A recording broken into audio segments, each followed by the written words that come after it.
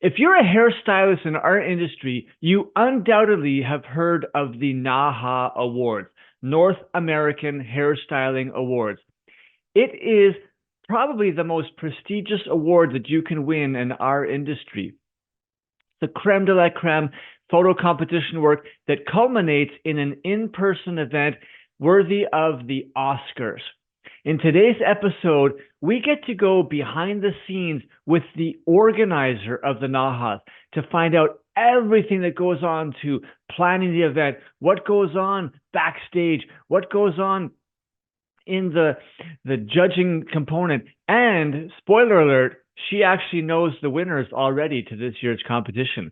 Stay tuned as we go backstage in learning about the NAHAs.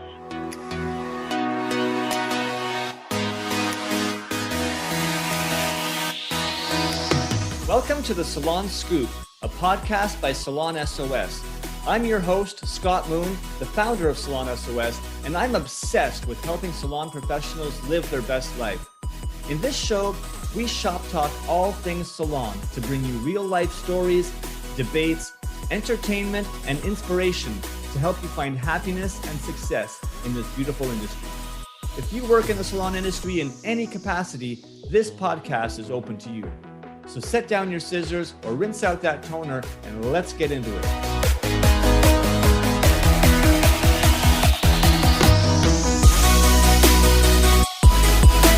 Welcome everybody to another episode of the Salon Scoop podcast. We have a very, very unique show here today. Super excited to have our guest Audra Jones with us from the Professional Beauty Organization. Audra is the general manager for events, all events put on by Pro Beauty. But the creme de la creme event, as we all know, it's a staple in the calendar every single year for every single hairstylist across North America. It's the NAHAs, the North American Hairstyling Awards.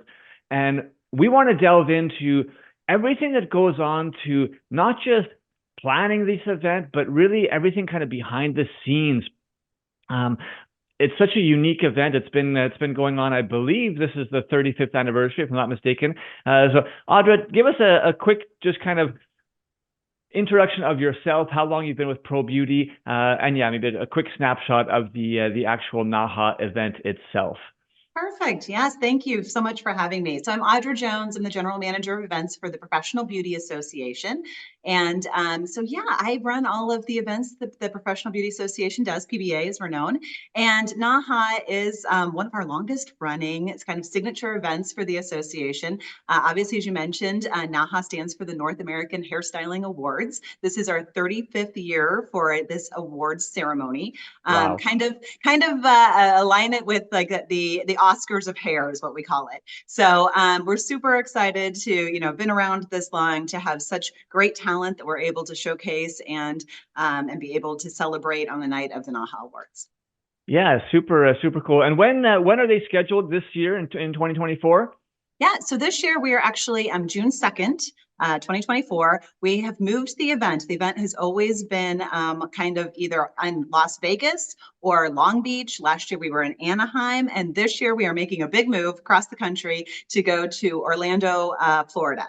So we are going to be in Orlando the same time as the Premier Orlando Show, which I'm sure everyone's familiar with, the largest beauty event that we have in the industry for licensed professionals to come to a trade show. So we're going to be aligned with that and be happening on Sunday night. Amazing. Cool. All right, let's kind of just back up a little bit for someone who isn't fully aware. Again, our podcast really reaches people across North America, Canada, and the U.S. But there might be people that are a little bit newer to the industry or a little bit further away. So maybe just give us a quick snapshot. Like, what exactly are the NAHAs? What's the significance of this event? Sure. So entering NAHA, so it's a photographic award competition for the beauty industry. And so we have 14 different categories that people can enter into. Anyone can enter as long as they're a licensed professional. And so you enter in your collection of 3 to 5 photographs for every category, or each category that you want to. So we have, hairstyling, or hair color. We have, avant-garde. We have barbering category. Lots of different categories out of the 14. And people can enter in their photographic competitions. Then we go through a multiple round judging process with over 150 judges. And then we narrow it down to 5 finalists per category. We announce those finalists. We just actually announced them in February of this year. And then from there, those finalists, hopefully all are able to attend the award ceremony on June 2nd. And that's when we announce the winner live. No one has any idea that they've won until we open the envelope and call their names that night. Huh. Super, super exciting. And so what does the actual event itself look like?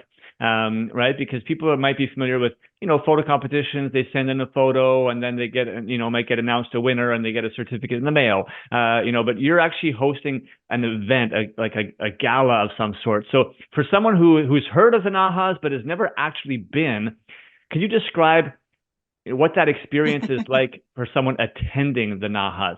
And can you compare it to anything else that someone might be more familiar with? You mentioned in your intro, like the Academy Awards. Give us a sense of what it's like to actually be there. Sure, of course. So the event is kind of broken into 2 main parts. So again, people have entered the collections. They're now finalists. They're coming to help support their brands, their friends, everything else. And it is a dress up affair. So you have, first of all, the fashion side of it. So there is a red carpet reception that happens from 6 to 8 p.m. Kind of prior to the ceremony itself.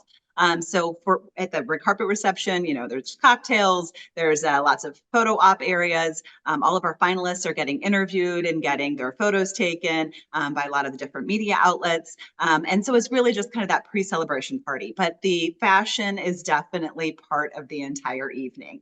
In fact, this year we're kind of playing up the 35th anniversary and going with kind of a little bit of metallic themes. So, seeing what people want to accent with their silver, their gold, their metallics on their outfits this year. But it's definitely, a fashion event. It is definitely a seen and be seen event. And so for the red carpet reception, which is included with anyone who has a ticket, they come to the red carpet reception, get some cocktails ahead of time, mix, mingle, get photographs, and then we go into the ceremony itself. And so the ceremony starts at 8 o'clock, and it is very much like the Academy Award style. So you're going in, you're getting in your seats. We kick off straight at 8 o'clock with always something as kind of a big start to the day. I'm not giving anything away, but a big start to the evening. And then, we have our hosts or our presenters throughout the night. And then we go through and present 14 different winners, as we mentioned, from the different categories. So we'll have a presenter from, let's say, a brand come up and be able to introduce the category. They go through a video montage at that point of all of the finalists and their collections. So it shows all the finalist collections there on this brilliant stage that we put together each year. And then the winner is announced. The winner comes out of the audience, real reaction, raw reaction. We're getting all of that on camera and on the big screens. They come up, they give their acceptance speech, and then they're going back for post-event, post-winning, interviews backstage and going from there. So it really, and then throughout the night as well, besides the 14 awards being presented, we have different entertainment that happens. So most years our brands are coming in and doing what we call artistic presentations. This year being the 35th anniversary, we have something else up our sleeve for some entertainment options throughout the night. So so we kind of break it up and it just becomes a really, fun, energy-filled, just really great experience for kind of the beauty industry and those that are in attendance. Yeah, it really sounds from start to finish, the red carpet gala, the fashion element, really like everything that you would see at the Academy Awards. Just this is focused on the hairstyling industry as opposed to, the Hollywood cinema industry. So for anyone who has watched the Oscars or Academy Awards, you can kind of visualize that. Audra, have you ever had someone from the audience walk up on stage and slap the presenter? Is that something that... Luckily not in my 6 years of producing the event. Luckily not. Hopefully not this year either. Okay, okay. So maybe not quite like the Academy Awards, but uh, good to know. All right, let's dig into the planning. Like, what goes on behind the scenes to actually pull something like this together? Like, what was the date of last year's event? So last year we were actually in April. So we were in Anaheim because we were following kind of the premier Anaheim show over there. And then so this year we're in June. Got it. Okay, so you're kind of like a year and 2 months forward. So, like, when did you start like the planning process for this year's event? When did that actually start? We start about 11 months out. So, once we get through this year's event, we go through afterward, go through our post con, what went right, what could we make better, ideas that we had this year that we didn't execute that we want to put in the planning for next year. And then we get started about 11 months out. So we start, working with some of the brands, again, on how they want to be involved, some of the who's going to be on stage presenting. We start working with our production company, which we have a new production company this year, which we're super excited about. And so kind of what's the stage design going to look like? How are we going to, have the screens and different elements that can present the collections for each one of the finalists? Because it's super important that everyone is getting their recognition and their work showcased, in this great venue. Usually we have, by the way, about 1,500 attendees or so at NAHA. We'll see how Orlando goes. We might have a few more than that just because it's a new venue and new place for us. So we plan about 11 months in advance, and then kind of, here we are in the definitely ramp up stages, being just under 2 months out from the event now. I bet, yeah. And so how many people are part of the planning process for an event like this? So it all starts, with the planning process on this too. It all starts with the entries, getting the entries in, getting the judging done. Again, 3 rounds of judging we go through. We have a Wow. NAHA committee that's part of the Professional Beauty Association, a NAHA committee that helps kind of steer, okay, what categories should we be potentially adding to the event, to the general categories of the event. What should we be eliminating? What moves should we make? What should we change? Kind of as a advisory committee for NAHA. So we have that group that also then is involved in the judging. And then, like I said, we've got about 150 judges. So it starts with getting the entries in from that side as I'm kind of working on the stage and the planning, getting the entries in, getting those judged, which takes, months. And then we're able to announce the finalists a few months before the event.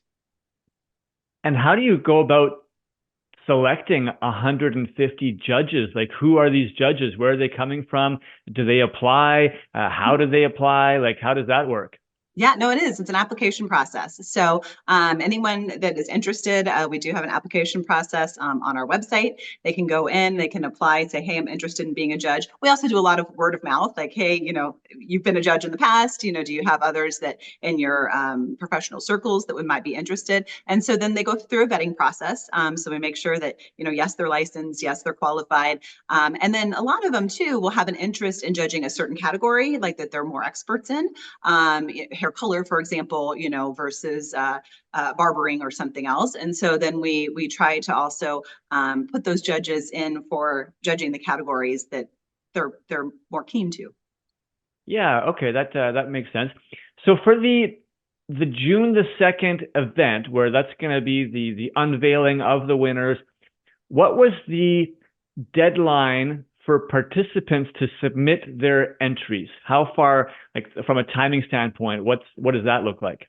So it's over the summer. So last year, you're going to ask me for exact dates. I'm not going to know it, but I think we opened entries around June, and then I think we closed them in October. So there's a good portion of time in there. Most people wait until about the last week to get their entries in, but again, it's open to any licensed professionals. I think that's one of the things that they kind of intimidate people with the NAHA is because it's such a prestigious award to receive, is that a lot of people who are licensed professionals are like, oh, that's unattainable, that's too difficult. And really, that's part of the thing we want to share is just, anyone can enter. I mean, yes, you need to put together a nice photographic collection, but, working with other mentors that they have and other things. We encourage, anyone to participate. It doesn't have to be, oh, you've reached a certain level of your career in order to, try to enter and win a NAHA award.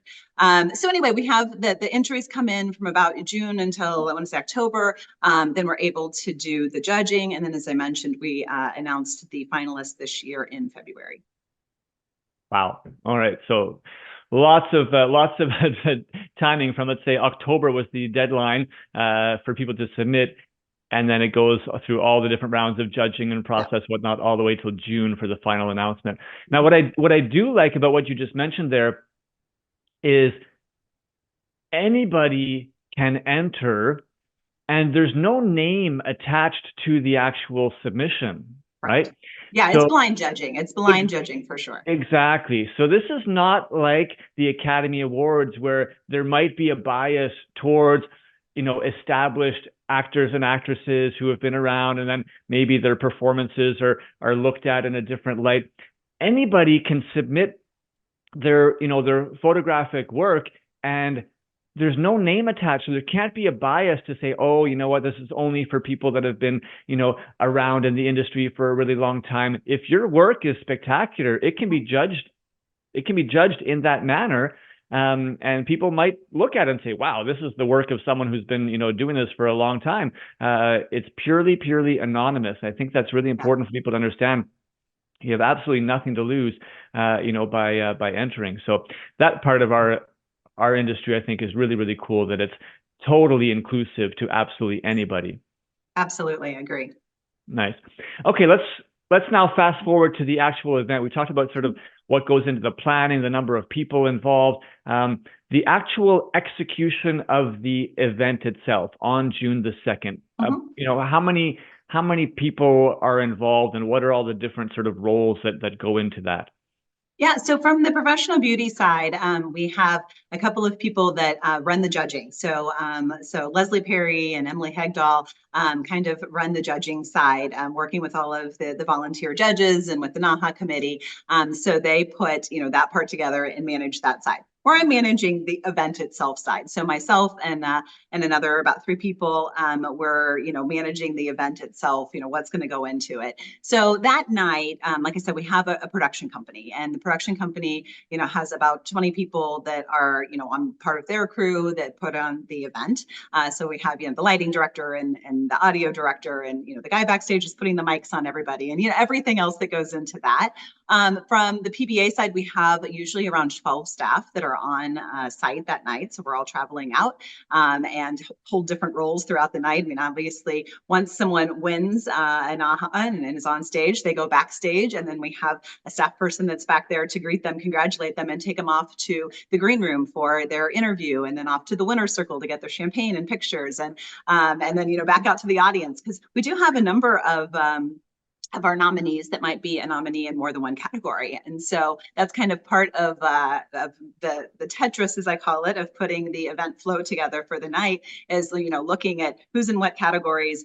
How would they have enough time if they won this category and went backstage and did all of that to be back out in the audience and ready if they were to win another category later on in the evening? So we've got a lot of different moving parts as far as where people are and making sure that they're where we need them to be to have that same experience if they were nominated for more or winning more than one category. That's actually really interesting. So I'm curious, at what point are the winners determined by the judges?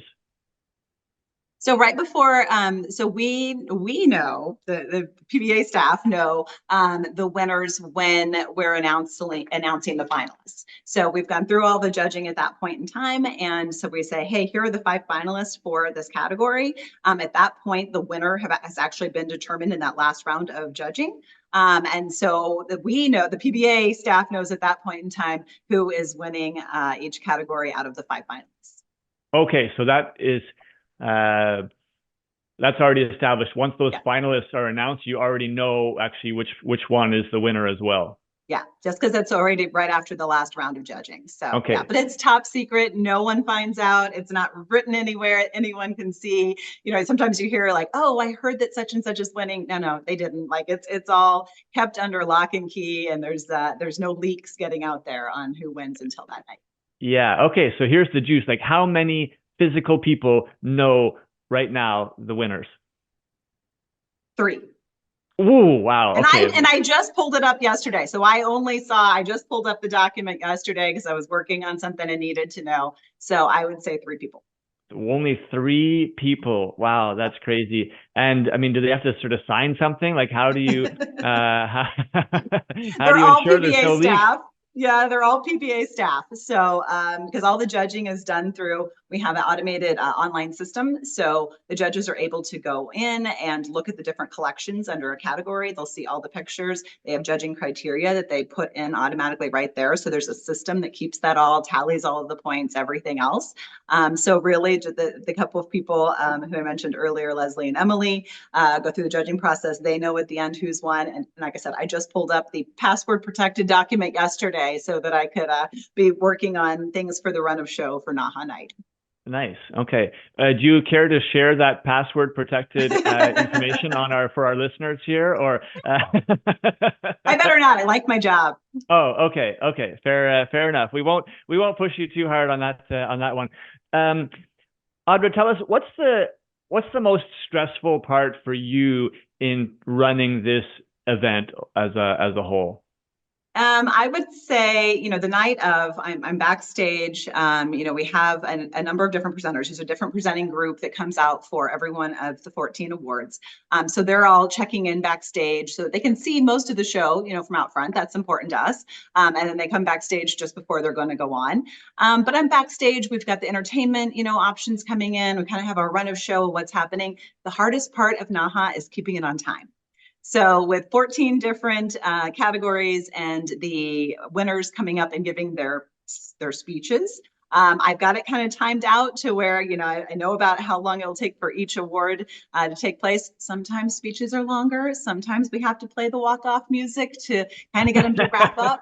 Sometimes they're shorter. So we have, 2 hours that the NAHA, the award ceremony is. And so it's from 8 o'clock to 10 o'clock p.m. on that Sunday, June 2nd. And it's really important to me to keep it exactly on time. We start exactly at 8, and we have ended the last few years either 2 minutes before or a minute behind 10 o'clock. So it's trying to keep it on time. We're not going to be the Oscars to where, you're running 15 minutes over TV time. Like, we're not going to keep people that long. We get it all wrapped up and try to keep it on time for everyone. And what happens after 10? I'm sure there's some kind of after party that goes on. Well, backstage, there's champagne. I'm sure some people are in the mood to celebrate. Yes, oh, absolutely. No, backstage, there's champagne for sure. When we finish up, the crew and all of the staff and the production and everyone else, has the champagne side in there. And I know a lot of the winners and finalists and brands and everyone else are going out and celebrating. So being in Orlando, it'll be new. We don't have a built-in after party for this year, but there's an entertainment district that's located across the street where I know that there's some fun nightclubs and other places and or nice restaurants that they could go over and get another cocktail.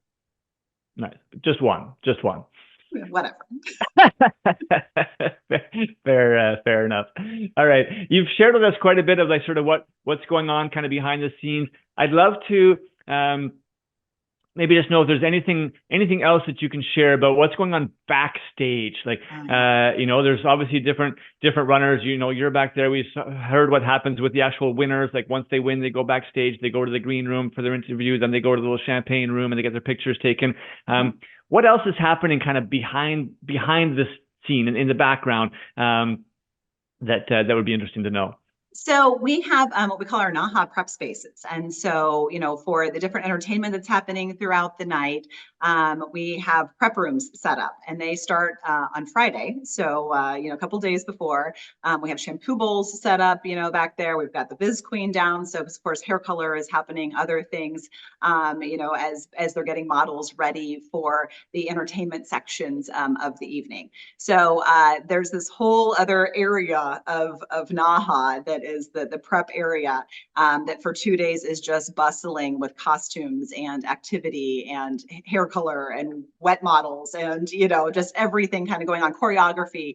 You know, there's an area where we have choreography marked out so people can practice, you know, ahead of their actual rehearsal time on stage with what's going on. So there's a flurry of activity that's happening, you know, outside of this beautiful stage that and production that we build, you know, from the production side, but then all the models, all the entertainment, everything else that's happening is going on in another space. And so when it all comes together that night, even during rehearsals, I'll be sitting there watching rehearsals and not everyone will be, you know, quite in costume. Like they'll be practicing the choreography, they'll be doing the other things. And when it comes together that night and you see everyone with the hair and the makeup, and obviously the hair is the, you know, the star of the show. But you know, all in their costumes and everything else, it really is incredible to see it come together on stage. Wow, that's really cool. Yeah, and I'm sure for you, you know, planning 11 months out and then seeing it sort of all come together at the end. What do you love most about your role in organizing the event? This, you say, is your sixth year doing it. What do you love most about the whole your role? I love the energy of the night, you know, because again, when the winners, you know, as we go through and announce the finalists and then announce the winners are so excited, you know. I mean, it's such an honor to win this prestigious NAHA, you know, trophy, and so the energy that comes from the night, the happiness, the just pure joy, you know, all of the blood, sweat, and tears and work that they've, you know, put into these collections and all the waiting time, as we mentioned, you know, from being announced as a finalist in February until June and being there that night. That's what I love. I mean, it's just contagious. I mean, the energy in the crowd when you get 1,500 people, you know, walking in and being in a room and, you know, getting ready and just, you know, that as we hype up the crowd at the beginning and all of that. I mean, it's really, the energy is amazing. The gratitude as well. So, you know, when people are winners or even the brands that are involved that, you know, help us sponsor this event, because again, it's not an inexpensive event to put on with the production and everything else. You know, the gratitude that they have for the industry and that the winners have, you know, for winning a NAHA is just absolutely incredible as well. So, you know, that's the creativity is, I mean, there's so many things, but the creativity is so fun to see. Again, the fashion side of it. I mean, there's just so many, you know, unexpected twists and turns throughout the night. You know, you never know what someone's going to say live on stage right after they've won. And it's just really fun to see. It's uncensored. Yeah. Do you do a live stream of the event for people that are not able to make it there in person, or how do people get? Yeah, no, we don't do a live stream. We used to do a live stream. You know, anymore. We don't do the live stream that night. And so what we do is we record it all.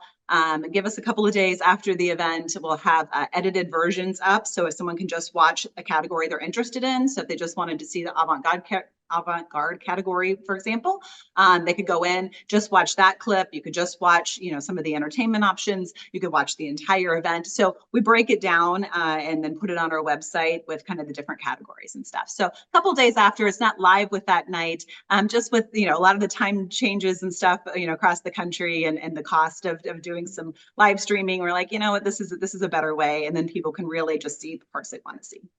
Makes sense. For sure. What's the capacity of this year's event? Like, how many people do you expect to be there in attendance? Yeah, so like I said, we're hoping for around 1,500. We can fit on the main level of the theater itself around 1,700. So we got more people this year. It'd be great. Then there's a balcony we can expand to. You know, our intention is to keep NAHA and its new home in Orlando, Florida. So you know, we want to align with Premier Orlando. It's a perfect fit for us. The PBA is a partner in USA Beauty, which actually produces Premier Orlando. So it's a really good fit, and we think it's a great new home. It's a beautiful theater that we have to produce NAHA in there. It's called the Chapin Theater. It's up on the second story of the Orange County Convention Center, which is where Premier Orlando is held. And so, you know, it's easy to come upstairs, get to the event after you've been at the show that day. And we think it's going to be a great fit for NAHA in the future years. Nice. And is anyone allowed to buy a ticket and attend, or is it sort of, is there any kind of criteria that you have to fulfill? No, anyone's allowed. We get a lot of obviously licensed professionals, makes sense. People attending the show, you're already there. It makes sense. But, I mean, we've got a lot of friends and family, especially, in support of our finalists there, that if they're around the area, want to come out. A lot of the brands, have their educators, people involved with the brands overall that, are on stage. So you get a lot of support, a lot of cheering. So anyone is able to come buy a ticket. They can buy tickets at probeauty.org/NAHA. You can go on there and you can buy a ticket for the event that night. Amazing. Okay, that's fantastic. So you talked about some of the winners and the energy that they have, and there's certain people we probably consider them industry icons because we've seen them over the years, and they've always tend to be either a finalist and they've won several different awards. I want you to think deep and consider some of these top stylists that have competed at this highest level year after year. They've won several awards. They've been to the NAHAs on many occasions. But what is something that you can share about the event that goes on that even these people wouldn't know about or wouldn't realize? Some kind of a secret that even the regulars are not aware of? Oh, there's a couple of things. Like I said, one is just the attention to detail that goes into planning out the evening and the order of the categories and everything itself. Because again, you could have a finalist in more than one place. You could have a presenter from a brand who's coming up to present one of the awards on behalf of a brand sponsor, and they're a finalist, in another category. And so it's the moving everything around so that I know that people are where they're going, where they need to be if their name is called, and then just kind of figuring that side of it out. So it takes a lot more time and effort than I think most people think, to just really make sure that you don't have conflicts of interest, with a brand presenting and one of their finalists, one of this, stylist that's a finalist, is in that category. Just things like that we really try to pay attention to, so that it is fair and it is balanced, and no one has a perception that it's not just a completely fair competition. The other thing I would say is if a lot of the numerous winners, I mean, obviously they've been backstage, the icons in our industry, have been backstage, they've won NAHAs over the years, but just, really seeing what's happening backstage next. As you go backstage to anything, obviously there's can be a group of 25 models and dancers getting ready to come on right as a winner is walking off stage, and then there's chaos and people getting into their positions and everything else. So really just what's going on behind that curtain is pretty incredible most of the time. Nice.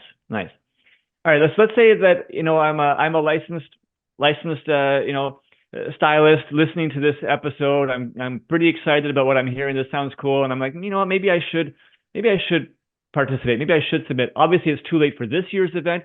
That's already done. So what would I want to be looking for? When could I expect information about next year's event that I could already start planning for? Absolutely. So like I said, we start entries in the summer. So we take a couple of months. Usually we're not as late as we are this year, being in June. So I would say, by end of July, beginning of August, I think we'll probably start taking entries. Don't hold me to that, but around then.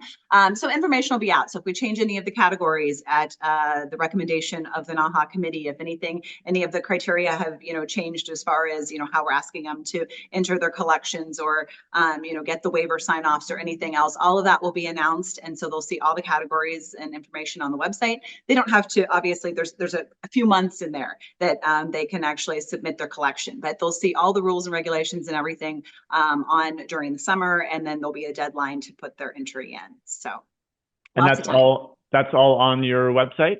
Mm-hmm. Yep. probeauty.org/NAHA. /NAHA. All right, amazing. Is there any last things, Audra, that you would like to sort of share to make sure that people are aware of, or you want them to know about this year's event? Yeah, I can't believe I've made it this far in our conversation and not mentioned the NAHA swag bag. So this is a big part of the NAHA night, a big part of the planning, a big part of the people on site, because we hire over 20 temps to help stuff 1,500 bags on site with all of this amazing product. But everyone who attends NAHA receives a NAHA swag bag at the end of the evening. And so it is filled, it has, the value changes every year, just depends on what products get donated to come in and what sponsors, provide. But we usually say it's very close to a $500 value for the swag bag contents that night. So it's geared towards licensed stylists, but there's, different products in there that, even if you're not licensed and, are just a fan that you can, use throughout the year. It's just a fun collection of, skincare, hair care, different products in that swag bag. So it's a good reason to come attend, the more than pays for the price of admission. But the swag bags are a really fun part of the evening. So as everyone's filing out at the end of the night, super excited, that has the energy, they're getting this big, heavy swag bag on their way out. Wow. As if I needed another reason. Audra, I hope you preserved the ticket for me. Love to have you there. I'm super excited. This has been amazing to really find out all the nitty-gritty details that go into the planning, everything that goes on behind the scenes. We really wanted to give our listeners kind of an in-depth look at the NAHAs, which is seen, as obviously the premier, hairstylist award competition, in our industry. But hopefully everybody got a little taste of what goes on behind the scenes. I want to acknowledge you, Audra, for all the hard work and energy that obviously, goes into this. You've been doing it 6 years running, and you seem to have the energy, the enthusiasm, the positivity of, a newbie doing it for the first time. I think that's amazing, and it must show really the teamwork that goes into it and the high energy that comes from such an event like this. And I certainly encourage everyone in our industry to take note. First and foremost, participate. I think it's really amazing opportunity to just expand your own skill set, is looking at photo competition. And we've had a few episodes with some previous, let's say, icons, of our industry that have won many awards at the various, photo competitions. And it's a really great opportunity for you at any point in your career to dabble in something. So whether or not you make it as a semi-finalist or a finalist, doesn't matter. The actual act of taking the time and energy to put together a work is going to push yourself. It's going to push your creativity, and it's going to allow you to discover a new part of yourself that maybe you really enjoy. Maybe you'll try it and realize you don't, but we never know if we don't try. So that's my first message. And then secondly, if you're jazzed up, as jazzed up as I am about this, and you have the opportunity to be in Orlando, June 2nd, it's not just the NAHA Awards. There's, as Audra mentioned, the whole premier show going on, the largest kind of industry trade show. So a great opportunity, I think, to spend a weekend down there and just be inspired by everything going on in our industry. So check that out. We'll have some of the details in the show notes of this episode. Probeauty.org is where you can get a lot of the information. And Audra, just thank you again for coming on and being so transparent about sharing everything that goes into this amazing event. Thank you so much for having me. I hope everyone gets a chance to come out and see NAHA, this year. If not, check out the videos that'll be online right after the event, and then hopefully we'll see them next year. Sounds great. Thanks for listening, everyone. Have a great day and stay stylish.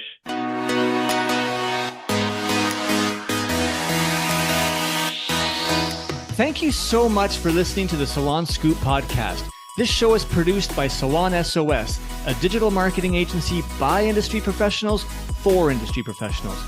If you want simple and affordable solutions for any of your salon marketing needs, such as websites, client loyalty, Google search rankings, social media, or more, come visit us at salonsos.ca or on Instagram at salon.s.o.s.